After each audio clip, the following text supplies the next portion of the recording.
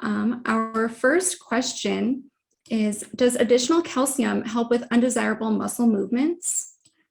Let me ask you before I answer that question, Taylor, do you want me to stop sharing? Yeah, you can be done sharing. Okay. All right.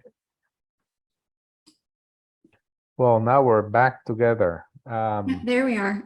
So, that's a fascinating question. The answer to that is if your calcium levels are low, then for sure replacing calcium appropriately can help with neurological symptoms, not just with falling or fall prevention or Parkinson's disease.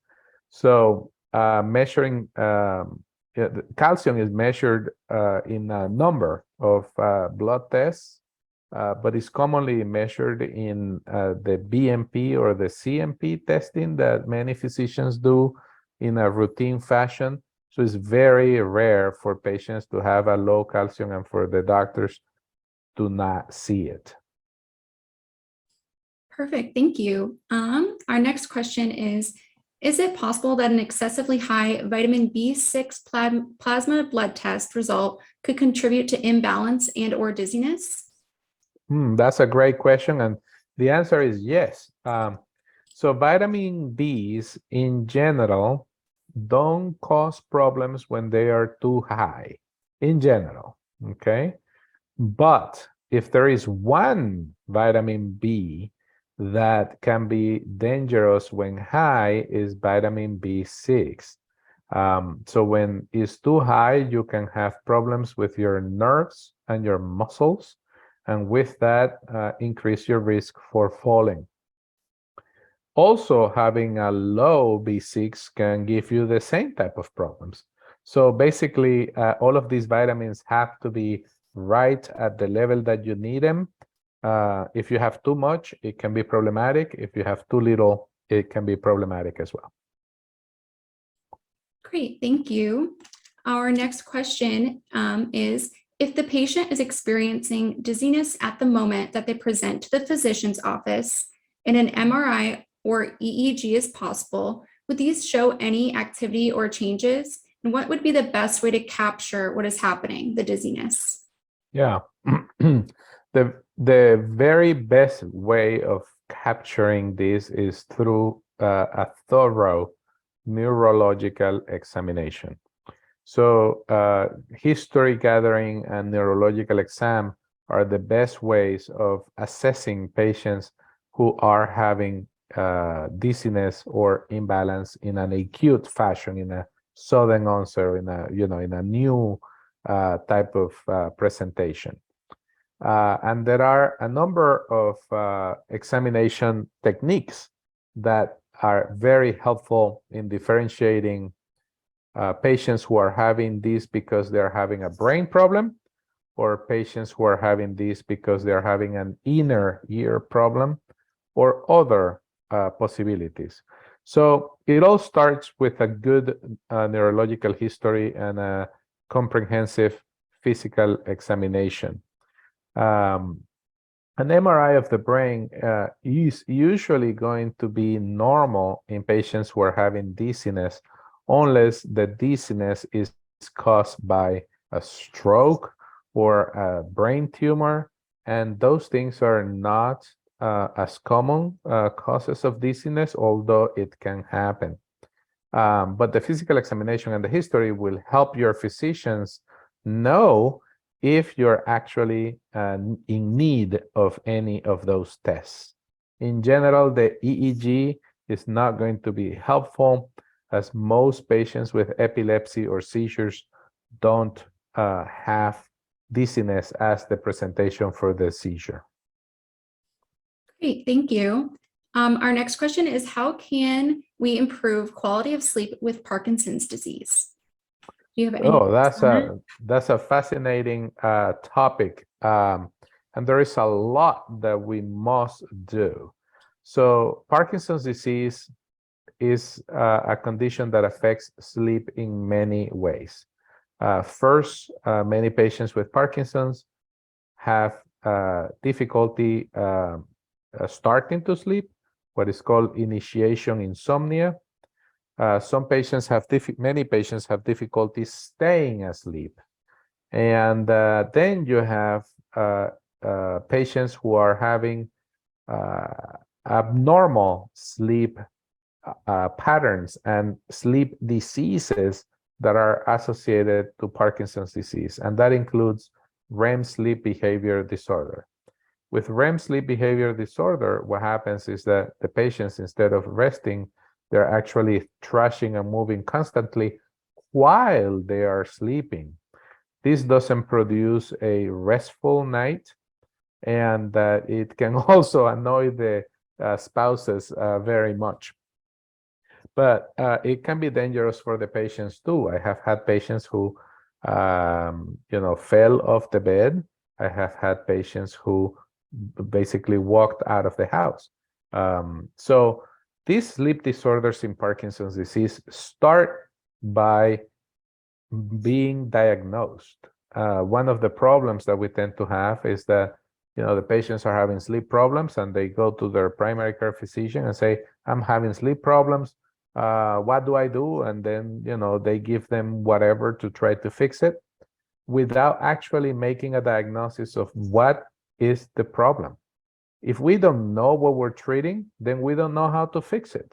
So the first and most important thing that you have to do is see a specialist in sleep so that they can help you figure out what are the next steps on your sleep health and sleep hygiene.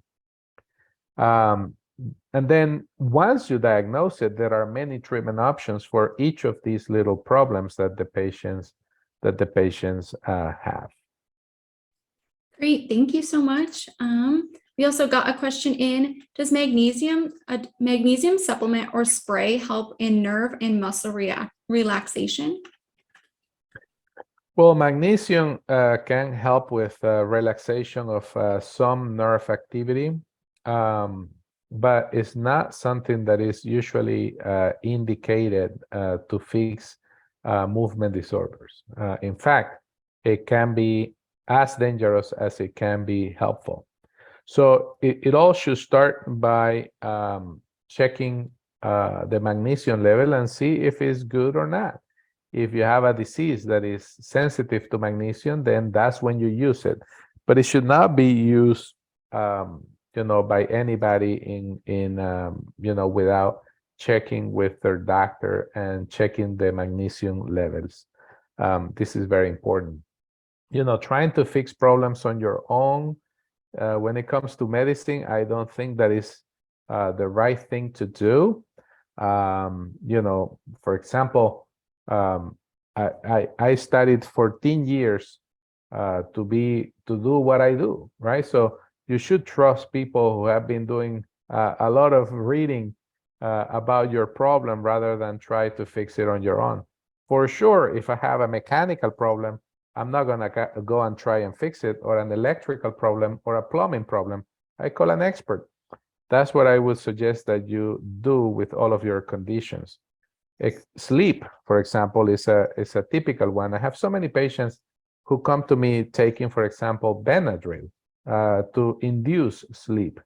Well, they don't know that Benadryl increases somnolence during the day, and it also produces confusion. I had a patient who was misdiagnosed as dementia because of the amount of Benadryl that she was taking to be able to sleep at night. So none of these medications that are even over the counter are necessarily, good for you. So make sure that you talk to your doctors before you make any decisions. Great, thank you so much. Our next one will be, is everyday imbalance normal for Parkinson's patients? Do you have recommendations on a remedy? Everyday imbalance in Parkinson's disease is not common. It tends to, if a patient is going to get imbalance, it tends to happen after about 7 years of having the disease. The longer you have had the condition, the higher the risk for imbalance. If you're feeling imbalanced continuously, you first have to figure out why. And that is through your doctor. So you go to your physician and you ask, okay, I'm feeling imbalanced. These are the times. These are the worst times. These are the better times. This is the time when I take my medications. And based on all of that, they decide whether the imbalance is due to lack of medication or due to excessive medication or due to something that is unrelated to your medications. And then based on that, they can fix it. Great, thank you. That answers a few of those questions we've gotten, so that's great. Our next one is, why does sleeping abruptly end an ataxic episode? Why sleep abruptly ends an ataxic episode? Well, you cannot have ataxia unless you are awake. So that's, I think, the easiest answer to that situation. When you're sleeping, there is no, there is no movement, and therefore, if you don't have any movement, then you don't have any ataxia. Awesome, thank you. Do you have any causes or suggestions for someone going stiff as a board when they're sitting down? It is making their transfers what feels impossible. Yeah, yes. So it depends on, again, we have to ask, what's the condition we're talking about? Is it Parkinson's disease? Is it a Parkinson's plus? Is it not related to Parkinsonism, but just related to other movement disorders? Depending on your diagnosis, the answer would be completely different. Let's say that is Parkinson's disease. Well, the first thing to recognize is that this only means that you must be doing more exercising than what you're doing, particularly stretching exercises. So patients with Parkinson's benefit from 3 types of exercise: strengthening exercises, cardio, and stretching exercises. And by performing the stretches, you could feel a lot better. I always tell this story that, I was driving 4 hours here in Nebraska to go give one of these lectures like what I'm doing right now. And when I got there, I was trying to get out of my car, and I was like, oh my gosh, my knees and my joints, they're just so stiff and they hurt. But by the time I reached the conference room, I was walking normally. So as you can see, and I'm sure that this has happened to all of you, when you are seated for a long time, you tend to get stiff. And the best way around that is actually to exercise. If the problem is Parkinson's, you have to figure out, well, is this stiffness because you are not having a good enough on state? And what I mean by that is that the medications are actually working for you. Is this an off state, and that's why you're so debilitated? So many options depending on the specifics. I would definitely discuss it with your providers so that you can get the help you need. Thank you. Can you possibly touch on if you can have DBS surgery when you have a pacemaker? Yeah, the answer to that is yes, in general. So you can have DBS if you have a pacemaker. So pacemakers are not a complete contraindication against DBS, but it makes me wonder, about a number of things. So if you have a pacemaker, do you need blood thinners? Blood thinners would have to be stopped if we are trying to do a brain surgery, and that would need to be stopped for a number of days, a couple of weeks at least. It also makes me wonder if you are at a risk for strokes that come from the heart. If that's the case, then is your Parkinsonism due to these strokes, or is it actually due to the idiopathic Parkinson's disease, as we discussed? So a number of questions around that issue, but again, you just have to see a movement disorder expert, and you guys have many in Arizona, thankfully, starting with Jerry Evidente and my colleagues at the Mayo Clinic, and also Barrow Neurological Institute. So you have many movement disorder experts that can help you if you are considering deep brain stimulation. I would just go to a place that has a lot of expertise on that so that you can get the best possible outcome. Thank you. That is great advice. Our next question from the audience is, can EA2 episodic ataxia turn into full ataxia? That is a very hard question. And, the answer to that is that it seems so. So not every patient is the same. I have had a number of patients with episodic ataxia who have had only episodic ataxia for most of their lives. But there are a few patients, a handful of patients, who have developed ataxia slowly over time that is more continual rather than episodic. So based on the literature, it seems that the patients with episodic ataxia are at risk of this, but not everybody has it. Perfect. Thank you so much. This one has to do with the long haul COVID effects. Do you have any treatment or suggestion for someone handling long haul COVID effects after 1 year after COVID? Their symptoms are currently brain fog, dizziness, fatigue, and imbalance. Not really. Okay.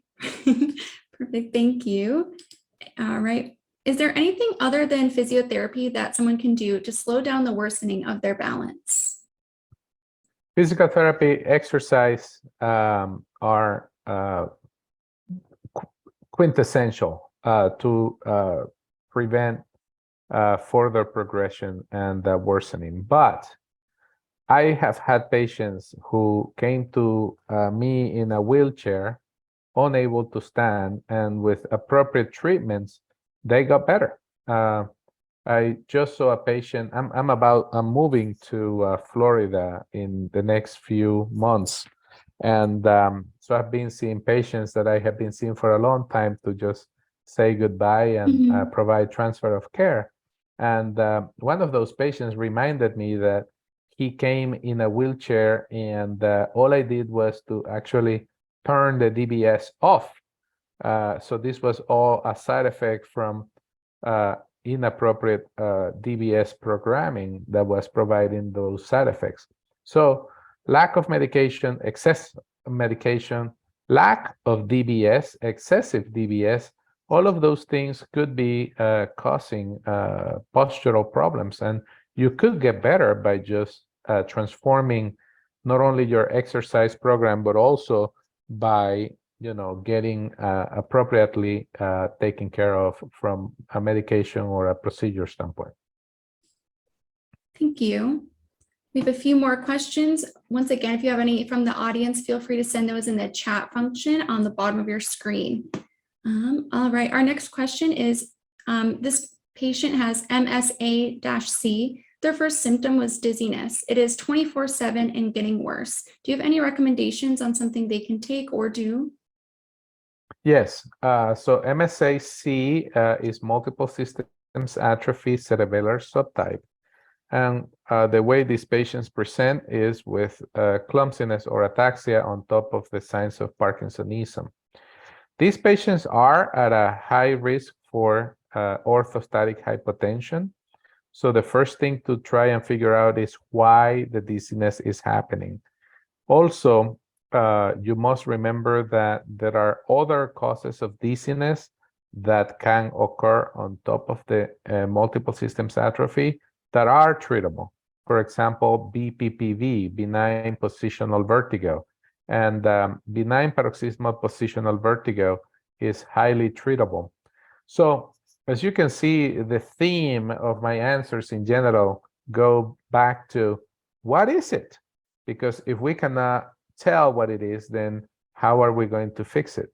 The word dizziness is one that physicians in general hate because it doesn't tell them what the patient has. You have to decompose that and figure it out and say, as a physician, and say, oh, dizziness, is this vertigo? Is this an inner ear problem? Is this actually low blood pressure, the orthostatic hypotension? Is this a medication side effect? So you have so many possibilities as an MSA-C patient of having dizziness that can be treatable, that I will start there. You have to figure out why so that you can fix it. Thank you. Are you able to provide your opinion regarding the CUE1, the wearable device? No, I don't have experience on that. Okay, thank you. And are you able to provide any tips on how someone can improve hallucinations and delusions in Parkinson's? Yes. So Parkinson's disease patients can have delusions and hallucinations. This occurs in about 20 to 30% of patients with advanced Parkinson's disease. Delusions means ideas that are fixed and hard to, wrong ideas that are fixed and are hard to get rid of. Hallucinations is that the patients are seeing things that are not there. These two symptoms can be really problematic for patients and their family members. It can be really stressful. There are a number of treatment options for this problem. It all starts by reducing or eliminating medications that can be problematic and can cause hallucinations. Many of the medications that our patients with Parkinson's disease take can increase or cause hallucinations. Some of them even over-the-counter medications like Benadryl can induce hallucinations. Lasix, diuretics, antidepressant drugs. So you have a number of options on things that by just reducing or eliminating, the patients might be able to have an improvement on their hallucination. Another important thing to remember is that hallucinations fluctuate a lot. So the patients, by doing nothing, some patients actually might get better over a matter of a couple of weeks. And sometimes, you might make some adjustments and think, oh, the hallucinations are getting worse, or, oh, the hallucinations are getting better. And it has nothing to do with the change that you made, because again, the hallucinations and the delusions fluctuate over time. If those things don't work, the next step is to ensure that the patient doesn't have a treatable condition like a vitamin deficiency that is inducing these hallucinations, or that the patients, of course, always remember to ensure that they are not taking toxic substances like alcohol and the like. And last but not least, then, is the use of medications to reduce the hallucinations. There are a number of these available. You have some for memory problems, some medications that have been used to reduce hallucinations and delusions that are actually in general approved for dementia. You have antipsychotics.